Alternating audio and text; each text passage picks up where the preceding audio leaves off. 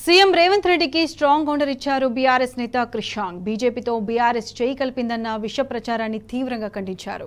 ఎన్నికలైపోయాయి కాబట్టి అబద్ధాల ప్రచారాలు ఆపి పాలనపై దృష్టి పెట్టాలని హితవు పలికారు. మహబూబాబాద్లో బీఆర్ఎస్కు ఏకంగా 2,61,000 ఓట్లు వస్తే బీజేపీకి కేవలం 1,00,000 ఓట్లు మాత్రమే వచ్చాయని స్పష్టం చేశారు. మరి బీజేపీతో చేతులు కలిపామా అని ప్రశ్నించారు. కాంగ్రెస్ బీజేపీలు తెలంగాణలో ప్రాంతీయ పార్టీ తెలంగాణ వాదం అవసరం లేదని విష ప్రచారం చేశాయని దుయ్యబట్టారు. కానీ తమిళనాడు నుంచి ఏపీ, బెంగాల్ నుంచి యూపీ వరకు ప్రాంతీయ పార్టీలు ఎంత అవసరమో ఎంపీ ఎన్నికలు చాటి చెప్పాయని తేల్చి చెప్పారు. కాంగ్రెస్ బీజేపీ అబద్ధాలకు తలవంచబోమని, ప్రజల పక్షాన నిలబడతామని క్రిషాంక్ స్పష్టం చేశారు.